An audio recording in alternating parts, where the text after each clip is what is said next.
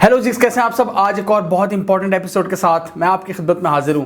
आज की इस वीडियो में हम बात करेंगे एक मैसिव लीक्स के बारे में। WhatsApp leaks, Arnab Goswami leaks, इसको अर्नब गेट भी कहा जा रहा है। इस वक्त पूरे इंडिया और पूरे पाकिस्तान में टॉप ट्रेंडिंग पर है ये, ट्विटर पर हर जगह पर यही डिस्कस हो रहा है। एक विशियस एक गठजोड़ के बारे में हम बात करेंगे, भारतीय सरकार और इनका जो फेक गोदी मीडिया उसके बारे में, जो इनका एक गठजोड़ है, जो इन्होंने एक विन विन सिचुएशन क्रिएट की हुई थी ना पाकिस्तान के खिलाफ और अपने नैरेटिव को आगे बढ़ाने के लिए। उस हवाले से एक बहुत मैसिव लीक्स हुई हैं थैंक्स टू मुंबई पुलिस।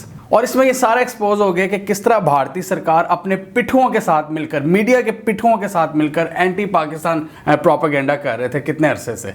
ना सिर्फ पाकिस्तान के खिलाफ बल्कि भारत के अंदर भी इनके जो ओपोनेंट्स थे, जो इनके मुखालिफ लोग थे, उनको भी किस तरह दुबाने के लिए इन्होंने इस गठजोड़ को यूज़ किया। हम इन व्हाट्सएप लीक्स के हवाले से जो स्पेसिफिक डिटेल्स हैं उनको भी डिस्कस करेंगे। इसके अलावा एक ट्रेंड को भी हम डिस्कस करेंगे जो पूरी दुनिया में हम आजकल देख रहे हैं सोशल मीडिया की वजह से, जो हम गठजोड़ देख रहे हैं ये राइट विंग पॉलिटिशियंस का, और इन्होंने किस तरह अपनी मर्जी के जो अपने पिट्ठू हैं वो मीडिया पर लगाए होते हैं। बड़ा एक अनफॉर्चुनेट की एक बात है, और ये जो जर्नलिज्म के स्टूडेंट्स हैं ना, जो मीडिया के स्टूडेंट्स हैं, उनके लिए भी एक लेसन है, और उसको हम एंड पर ज़रा डिटेल में डिस्कस करेंगे और वो बहुत इंपॉर्टेंट पार्ट होगा वीडियो का। और मैं ये चाहूँगा कि वो जो एंड वाला पार्ट है वो आप लोग लाजमी देखिएगा। उसमें हम इस फिलॉसफी को डिस्कस करेंगे, ये जो माइंडसेट है ना, इसको हम ज़रा गौर करेंगे। तो हम सबको पता है कि मुंबई पुलिस टीआरपी स्कैम के हवाले से कुछ अरसे से काम कर रही थी, यानी कि फेक तरीके से कुछ चैनल्स को रेटिंग्स दी जा रही थी, उनको ज़्यादा बढ़ाकर पेश किया जा रहा था। और इस सिलसिले में ये जो इसका नया चैनल है जो 2017 में इन्होंने ओपन किया था, अर्नब गोस्वामी और इसके कुछ दोस्तों ने, रिपब्लिक टीवी वर्ल्ड, इसमें इसकी रेटिंग्स इन्होंने सबसे ज़्यादा इसको ऊपर रखा हुआ था। और आपको पता है कि जब रेटिंग ज़्यादा होती हैं तो आपको एड्स ज़्यादा मिलते हैं, एडवर्टाइजर्स ज़्यादा उसमें इंटरेस्ट शो करते हैं। ऑब्वियसली अब जैसे हर प्लेटफॉर्म का डिफरेंट इकोसिस्टम होता है, यूट्यूब का भी यही होता है कि अगर आपको ज़्यादा व्यूज़ मिल रहे हैं, आपका वॉच टाइम ज़्यादा है, अगर एडवर्टाइजर इंटरेस्ट ले रहा है तो आपके चैनल पर ज़्यादा एड्स लगते हैं। इसी तरह टीवी पर क्या सिस्टम होता है कि आपकी जो टीआरपी, आपका जो रेटिंग सिस्टम होता है ना, उसको आप मतलब अगर वो आपकी ज़्यादा हो तो आपको ज़्यादा एडवर्टाइजर मिलते हैं, ज़्यादा पैसे मिलते हैं, मतलब कमाई इन शॉर्ट। तो इसमें अभी भी ये जो कन्वेंशनल मीडिया में टीवी, इसमें अभी भी रेटिंग्स को मतलब 2 नंबर तरीक़ों से इसमें अभी करप्शन की गुंजाइश है, मतलब इसमें रद्दोबदल की जा सकती है। और अर्नब गोस्वामी अपने दोस्तों के साथ मिलकर यही कुछ कर रहा था। और इस सिलसिले में हमने देखा था कि अर्नब गोस्वामी से भी काफ़ी पूछगछ की थी मुंबई पुलिस ने, और काफ़ी गिरफ्तारियां भी अमल में लाई गई थी। ये जो इनकी एक रेटिंग एजेंसी है जिसका नाम है BARC, broadcast audience research council, इसका जो उस वक्त का सीईओ था पार्थोदास गुप्ता, उसके साथ मिलकर ये सारा ड्रामा रचाया जा रहा था। मतलब इनके जो रिपब्लिक टीवी है उसको ज़्यादा रेटिंग्स दी जा रही थी। अब मुंबई पुलिस जो इस हवाले से तहकीकात कर रही थी टीआरपी स्कैंडल के हवाले से, इसमें इन्होंने 3400 सफ़हात पर मबनी एक चार्ज शीट जारी की है, जिसके अंदर ये जो सारी व्हाट्सएप चैट्स हैं ये लीक हो गई हैं, अर्नब गोस्वामी की भी, और इनका जो ब्राक का पुराना सीईओ था, फॉर्मर सीईओ पार्थोदास गुप्ता, इनके दरमियान जो चैट्स हुई हैं ना, इन्होंने सारे भांडे फोड़ कर रख दिए, मतलब बड़े ही ज़बरदस्त तरीके से। भाई हम पाकिस्तानी तो ये कह कर थक गए थे, और हमारे प्राइम मिनिस्टर भी, कि पुलवामा एक ड्रामा था, असल मकसद मोदी को इलेक्शन जितवाना था और अपने दोस्तों को रेटिंग दिलवाना था, ताकि एक विन विन सिचुएशन कायम की जाए। मतलब ये जो एक विशियस साइकिल था ना, इसमें क्या था, मोदी सरकार को एक नैरेटिव के एंगल से उनकी जीत थी कि अपनी मर्जी के जो उनके माउथ पीसेस हैं वो टीवी पर जाके इनका बयानिया पेश करें और बदले में उनको रेटिंग्स मिल जाएं। ये खुद उस वक्त, आज से तकरीबन 2 साल पहले मैंने अपनी कई वीडियोस में बताया, ये जब सारा पुलवामा का वाकया हुआ, उसके बाद बालाकोट का चक्कर, फिर अभिनंदन, हम बार बार कहते रहे कि ये फॉल्स फ्लैग ऑपरेशन था और इंडिया का ये अपना प्लान था ताकि मोदी को इलेक्शन जितवाया जाए। और उसके बाद हमने देखा कि कितनी बड़ी कामयाबी मिली मोदी को, ये बहुत बड़ी सक्सेस थी मोदी के लिए। और अभी हम आपको दिखाएंगे उन कन्वर्सेशंस के थ्रू कि किस तरह हमारी ये बात दुरुस्त साबित हुई। ये एक पैटर्न अगर हम देखें ना, कि पुलवामा अटैक, फिर बालाकोट स्ट्राइक्स, जिसमें एक बहुत बड़े लेवल पर इन्होंने वॉर मॉन्गरिंग का एक माहौल क्रिएट किया, जिंगोइज्म, और इस पूरे सूरत हाल के पेश नज़र इसका रिजल्ट क्या निकला जी, कि मोदी को इतना बड़ा बूस्ट मिला कि वो इलेक्शन ही जीत गया।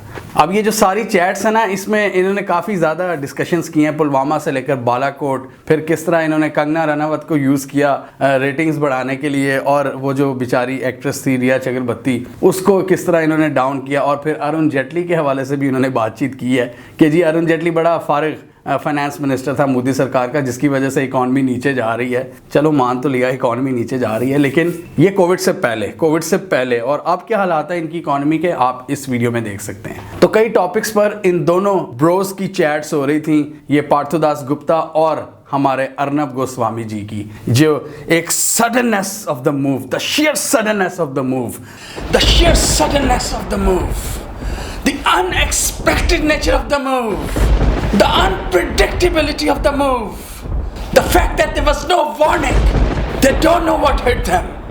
और इन सारी चैट से ये पता चलता है कि गवर्नमेंट के जितने अहम डिसीजंस होते हैं ना, मतलब नेशनल सिक्योरिटी से भी रिलेटेड जो हसास मालूमात, जो सीक्रेट इंफॉर्मेशन होती है, वो भी हमारे अर्नब भाई को मालूम होती हैं। अब हम सबको पता है कि हमारे जो मुहब्बे वतन, जो patriotic, the hyper nationalist Arnab Goswami साहब जो हैं, जो दूसरों को गद्दारी के सर्टिफिकेट देते हैं, जो दूसरों को कहते हैं कि तुम देशद्रोही हो, तुम क्यों नहीं वतन से प्यार करते, जो दूसरों को मतलब चीख कर चिल्लाते हैं और कहते हैं कि पाकिस्तान को गाली दो, तुम कैसे भारत से मोहब्बत कर सकते हो, तुम देशभक्ति किस तरह साबित कर सकते हो।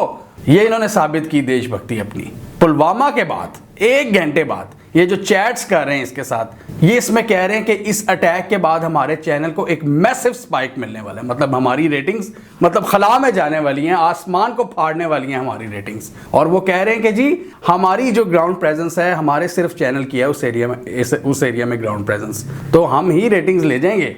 और फिर इस पूरे हमले के बाद ये कहते हैं कि this attack we have one like crazy, मतलब हमें क्रेजी कामयाबी हासिल हुई है इन भारतीय फौजियों के मरने से। आप ज़रा सोच लें, ये मतलब ये हम नहीं कह रहे, ये कोई EU की डिसइंफो लैब नहीं कह रही जिसको आप कहते हैं कि जी पाकिस्तान से उसके कोई ताल्लुकात नहीं। इस वक्त पूरे भारतीय मीडिया पर डिस्कस हो रहा है, ज़रा सोचें प्लीज़ इस पर।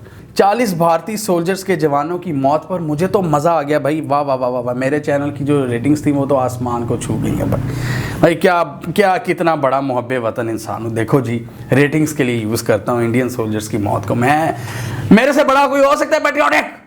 आप चुप करें, आपको 30 मिनट में उड़ा देंगे, आपको फारिग कर देंगे। The sheer suddenness of the move, the unexpected nature of the move। अच्छा, हम बेचारे एम ही पाकिस्तानी ना 2 साल से इन पर इल्ज़ाम लगाते रहे कि जी ये फनेटिक हैं, ये हाइपर नेशनलिस्ट हैं, ये वतन से बड़ा प्यार करते हैं, और दूसरों को भी कहते हैं कि जी वतन से उतना ही प्यार करो जितना मैं करता हूँ। अब पता लगा ये पैट्रियोटिक नहीं थे, ना ये नेशनलिस्ट थे, ना ये कोई फनेटिक थे, ये तो बड़े अक्लमंद थे। फनेटिक तो होता है ना, मतलब जो जुनूनी होता है, ये तो बिल्कुल नहीं जुनूनी थी, ये तो अपने बिजनेस इंटरेस्ट के लिए काम कर रहे थे, चाहे उसके लिए भारतीय फौजियों की जो लाशें हैं उन पर ही क्यों ना खेला जाए। ये तो मतलब इतने ज़्यादा अक्लमंद लोग, ये तो फनेटिक इनको कह ही नहीं सकते। मतलब ये मैं बिल्कुल सीरियस बात कर रहा हूँ। आप खुद सोचें, फनेटिक तो वो होता है जो कि किसी की मोहब्बत में पागल होता है। ये फनेटिक थे, लेकिन ये अपने जो पैसा है उससे मोहब्बत के लिए, इनको भारतीय जो सोल्जर्स हैं उनकी लाशों से कोई उनको सरोकार नहीं था कि कितने फौजी मरे हैं, कितने नहीं मरे, इनको कोई दुख नहीं था। मतलब हम तो गलत ही थे कि इनको हाइपर नेशनलिस्ट कहते रहे। ये तो हाइपर नेशनलिस्ट सिर्फ अपनी आवाम को करना चाहते हैं, ये सिर्फ अवाम को ये चूरन बेचते हैं ताकि वो पाकिस्तान की मोहब्बत में पाकिस्तान की नफरत में पागल हो जाएं। क्यों? क्योंकि ये चीज़ बिकती है, और जब ये चीज़ बिकती है तो आपको वोट्स मिलते हैं और आपको रेटिंग्स मिलती हैं। दूसरी तरफ ये एक गठजोड़ है। बालाकोट की फेल्ड स्ट्राइक से ये 3 दिन पहले मैसेज करते हैं कि something big is about to happen, बहुत बड़ा होने वाला है कुछ। फिर वो कहते हैं कि जी, फिर वो पार्थुदास गुप्ता पूछते हैं कि दाऊद, यानी कि दाऊद इब्राहिम से रिलेटेड है। तो फिर अर्नब गोस्वामी साहब कहते हैं कि जी on another note something big will happen. वो कहते हैं कि no sir Pakistan, something major will be done this time. वो कहते हैं कि पार्थुदास गुप्ता आगे से कहता है good, it's good for the big man in this season, यानी कि इलेक्शन के सीजन में ये बिग मैन यानी कि मोदी भाई के लिए अच्छा होगा। He will sweep polls then, मतलब ये तो इलेक्शंस को बड़ी कामयाबी से जीत जाएगा। फिर पार्थुदास गुप्ता साहब कहते हैं कि क्या ये स्ट्राइक है और समथिंग बिग, मतलब क्या भारत स्ट्राइक करने जा रहा है। अब अर्नब गोस्वामी का जवाब होता है कि bigger than a normal strike. ये सर्जिकल स्ट्राइक से बहुत बड़ा ड्रामा होगा। And also on the same time, something major on Kashmir. On Pakistan, the government is confident of striking in a way that people will be elated. सोच रहे हैं, समझ रहे हैं आप कि क्या यहाँ पर खेला जा रहा है कि गवर्नमेंट इस तरह का कुछ करेगी कि people will be elated. लोगों को बहुत खुशी होगी, इतनी खुशी होगी कि वो चूर हो जाएंगे नशे में। मतलब इस लेवल की खुशी, और वो हुई भी थी। वो तो इतनी हुई थी कि प्रियंका चोपड़ा को भी इतनी खुशी हुई थी। तो यहाँ से आप देख लें कि मतलब एक हसास आपके नेशनल सिक्योरिटी के हवाले से आपके ऑपरेशन के मामलात एक एंकर को बताया जा रहे थे। क्यों? आपका टू वे जो आपका विन विन सिचुएशन है वो कायम रहे, उसको रेटिंग्स मिल जाएं और उसको वोट्स मिल जाएं। ये सिर्फ इस रेटिंग्स और वोट्स के चक्कर में इन्होंने दो ममालिक को, दो न्यूक्लियर पावर्स को जंग के दहाने पर लाकर खड़ा कर दिया। ये हालात हैं। मैं नहीं कहता इमरान खान मोदी के बारे में कि ये फनेटिक है और ये फॉल्स फ्लैग ऑपरेशन करके मतलब सिर्फ अपने जुनून को और इसका जुनून क्या है? इलेक्शंस जीतना, ज़्यादा से ज़्यादा इलाके फतह करना भारत के, जो ये इस वक्त कामयाबी से फ़िलहाल कामयाब होता हुआ नज़र आ रहा है उसमें। इसके अलावा भी कई मैटर्स पर इनकी डिस्कशन हुई। पार्थू दास गुप्ता ये कहते हुए भी पाए गए कि जी अर्नब गोस्वामी को, यार तुम्हारे इतने लिंक्स हैं, क्योंकि अर्नब गोस्वामी साहब बड़ी शोखियाँ मार रहे थे कि मेरा तो हर पूरी गवर्नमेंट ही अपनी जेब में है जी, फलाना मिनिस्टर अपनी जेब में है। तो वो पार्थू दास गुप्ता उसको कहता है कि यार ज़रा मेरी सिफारिश तो कर दे, पीएम मोदी का कोई मीडिया एडवाइज़र टाइप चीज़ मुझे लगवा दे यार, इतने तेरे लिंक्स हैं। तो अब इस हवाले से देखा जाए ना, इस वक्त पूरे इंडिया में जो आवाम है वो मैं देख रहा हूँ एक स्टेट ऑफ शॉक में है। मतलब बहुत ज़्यादा हैरत पाई जा रही है। ट्विटर पर आप देख लें, बहुत ज़्यादा सवालात किए जा रहे हैं मोदी सरकार से। लोग बहुत परेशान हैं। ये कुछ ट्वीट्स हैं, आप देख लें लोग किस तरह परेशानी के आलम में, इनके लॉयर्स, इनके डिफरेंट पॉलिटिशियन, जर्नलिस्ट पूछ रहे हैं सवालात, और बड़े इनका मीडिया भी कवर कर रहा है। मतलब अब ये वो चीज़ नहीं है जो पाकिस्तान या यूरोप की तरफ से कोई आई है। ये इस वक्त इंडियन मीडिया में सबसे पहले रिपोर्ट हुई है। इनका मीडिया बहुत ज़्यादा खुलकर लिख रहा है, लेकिन वो बड़े एहतियात से लिख रहा है क्योंकि इसमें नेशनल सिक्योरिटी का एलिमेंट भी अब इन्वॉल्व हो गया। तो बहुत ही हसास सिचुएशन है पूरे इंडिया के लिए। और मुझे तो ये डर लग रहा है, अगर लोगों, मतलब मैं इस वक्त क्लियर पता लग रहा है कि लोग बहुत शॉक में हैं, और अगर लोग अगर इसकी तय में अगर पहुंच गए तो ये पोटेंशली मोदी गवर्नमेंट की, मतलब उसको घर भेजने के लिए भी ये पूरा स्कैंडल काम आ सकता है। उसमें मतलब उस हद तक बातें जा सकती हैं। ये मैं कई इंडियंस को मैं कहता हुआ देख रहा था ट्विटर पर, वो कह रहे थे कि ये तो इस स्कैंडल में बड़ा पोटेंशियल है कि इस हुकूमत को ये घर पर भेज दे। लेकिन एज अ पाकिस्तानी मैं ये कभी नहीं चाहूँगा कि जी मोदी भाई घर जाएं, क्योंकि इस वक्त पाकिस्तान को बड़े फ़ायदे हो रहे हैं मोदी सरकार की वजह से। और कुछ लोग ये भी कह रहे हैं कि इस लेवल की ये जो हसास इन्फॉर्मेशन है, ये सिक्योरिटी लीक्स अगर कांग्रेस के दौर में हो जाती, अगर कांग्रेस कोई अपने जो इनकी पार्टी है राहुल गांधी की और सोनिया गांधी की, अगर वो अपने किसी फेवरेट सहाफ़ी को दे रहे होते इस तरह की इन्फॉर्मेशन, तो अब तक तो उनको लिंच इन्होंने कर देना था। अब तक तो मतलब उनका कुछ पता ही नहीं होना था वो किधर है। उन पे तो बड़े मतलब उन पे सर्टिफिकेट्स गद्दारी के उनको वो पहले भी मिलते हैं। अब मजीद मतलब नेक्स्ट लेवल पे बातें पहुंच जाती, लेकिन अभी तक मोदी सरकार अभी तक कायम बैठी है और अभी तक कोई इनको बड़ा थ्रेट जिसे कहते हैं ना, अभी वो नज़र नहीं आ रहा।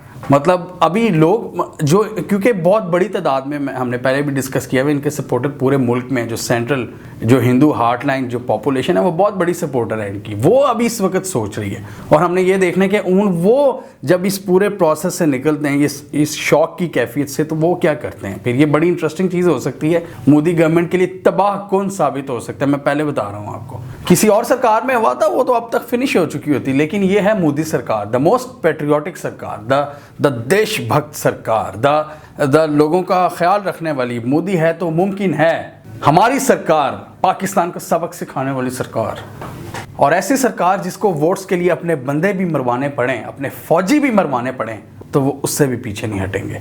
ये होती है वतन से मोहब्बत। ये सारा जो गठजोड़ है ना इनके दरमियान, ये इनका जो फेक गोदी मीडिया है और ये जो मोदी सेटअप है, ये शो करता है कि इनका ये जो एक मैं पहले भी डिस्कस कर चुका हूँ कि विन विन सिचुएशन का जो इन्होंने एक मॉडल बनाया हुआ था कि जी तुम न्यूज़ लेते रहो, तुम अपनी टीआरपी में इजाफा करते रहो और हमारा नैरेटिव बिकता जाएगा। इसमें इन्होंने खुलकर जंग को प्रमोट किया, war mongering, chest thumping, Pakistan को इन्होंने कितनी गालियां दी, और इंडिया में अपने जो डोमेस्टिक ओपोनेंट्स हैं उनको इतना लताड़ा, इन्होंने एक्ट्रेसेस को यूज़ किया, और फिर इन्होंने किस तरह अटेंशन डाइवर्ट की। वो बेचारी जो रिया चक्रवर्ती है, वो सुशांत सिंह राजपूत वाले केस में उन्होंने किस तरह उसको टॉर्चर किया, उसको किस तरह बुली किया उस लड़की को, क्योंकि उस वक्त भारतीय जो हुकूमत थी वो उन दिनों काफ़ी ज़्यादा प्रेशर में थी थी, उन्हीं दिनों में खबरें आ रही थी कि इकॉनमी -25% पर गिर चुकी है इनकी, और कोविड के इनके केसेस लाख आ रहे थे। तो ये पूरे ये अर्नब की मदद से इन्होंने वो पूरा ही मतलब लोगों की जो सारी अटेंशन थी उस तरफ मोड़ दी। उस एक लड़की वो एक लड़की इंडिया की सारी जो तबाही है उसकी जिम्मेदार उसको बना दिया गया उन दिनों में। तो इन चैट से पता लगता है कि किस तरह ये जो कंगना इनकी जो पिट्ठू है उसको भी किस तरह यूज़ ये करते रहे हैं। वो भी ये बात कर रहा है कि जी वो रेटिंग्स के लिए बड़ी अच्छी साबित होगी। अब ये वाकया इसलिए भी अफसोसनाक है कि ये गवर्नमेंट और उसके जो पिट्ठू होते हैं ना, मीडिया के पिट्ठू जो इन्होंने लगाए होते हैं अपने माउथ पीसेस, जिनकी मदद से ये अपना नैरेटिव सेल करते हैं लोगों को, ये इस गठजोड़ को वाज़ह तौर पर ये दिखा रहा है, ये शो कर रहा है, ये इसका सबूत दे रहा है। ये सारी जो लीक्स इस वक्त हमारे सामने आई हैं। अब ये जो विन विन सिचुएशन होती है ना दोनों पार्टीज़ के लिए कि दोनों को फ़ायदा होता है, ये ज़्यादा देर तक नहीं रहती, क्योंकि आजकल का ऐसा दौर है कि करप्शन ज़्यादा अरसे चल नहीं सकती। तो ये मेरा मतलब क्या कह लें, मेरा क्या बल्कि ये खुद स्कैंडल एक बहुत बड़ा मैसेज है जर्नलिज्म के स्टूडेंट्स के लिए, जो मीडिया में आना चाहते हैं, जो यूट्यूब पे अपना करंट अफेयर्स का शो करना चाहते हैं। उनके लिए बहुत बड़ा लेसन है कि आप कभी भी किसी भी गवर्नमेंट के माउथ पीस ना बनना। ये आप मेरी एडवाइस समझ लें। गवर्नमेंट्स किसी की सगी नहीं होती। वो आपको यार आप अब तो हमें पता लग जाना चाहिए कि गवर्नमेंट, सारी दुनिया की सारी गवर्नमेंट्स, आप जितना मर्जी भी किसी को अच्छा समझ लें, वो पागल होती हैं कि अपना नैरेटिव वो मतलब बेच सकें। और उसके लिए उन्होंने कुछ एंकर्स और उन्होंने अपने कुछ जो पिट्ठू होते हैं, अपने माउथ पीसेस होते हैं, वो उनको आगे करते हैं, उनको सपोर्ट करते हैं। तो कभी भी इस बहकावे में मत आइएगा। इसमें वक्ती तौर पर तो आपको बहुत फ़ायदा होता है, बड़े पैसे मिलते हैं। लिफाफा पाकिस्तान में कॉन्सेप्ट है लिफाफे का, बड़े ब्रीफ केसेस आपको मिलते हैं। तो कभी भी इस बहकावे में ना आइएगा। ये आप भाई की बात आज आप मतलब लिख लें। इसमें मतलब आप इंडिपेंडेंट रहकर अपना काम करें, अपनी जो फिलॉसफी है उसको प्रमोट करें, मतलब अपनी एक आइडियोलॉजी के तहत ट्रू जर्नलिज्म पर आप यकीन रखें। आप दोनों साइड्स की स्टोरी बताएं। इसके अलावा आप सच का साथ दें। ये भी नहीं है कि न्यूट्रल भी ज़्यादा रहने की कोशिश ना करें। अगर आपको लगता है कि ये बात दुरुस्त है, फैक्ट्स पर मबनी है, तो उसको ज़रूर बयान करें। और कभी भी ये ना समझें कि मेरी इस गवर्नमेंट के साथ अगर दोस्ती हो गई है ना तो मेरी तो सारी ज़िंदगी बड़े सुकून में गुजर जाएगी। गवर्नमेंट्स कभी भी, कोई भी जो गवर्नमेंट होती है वो परमानेंट नहीं रहती। और इस सारी सूरत हाल में क्या होता है, गवर्नमेंट तो चली जाती है घर, आपकी जो क्रेडिबिलिटी है ना वो ख़त्म हो जाती है। किसी भी बंदे पर एक टैग लग जाता है कि ये तो यार फलां पॉलिटिकल पार्टी का पिट्ठू है, ये तो उस पार्टी का चमचा है, या तो ये उसका लिफाफा है। तो ये आप सब के लिए भी बेहतर है कि आप लोग एक अपनी आइडेंटिटी, अपने टैलेंट की बेस पर आगे जाएं।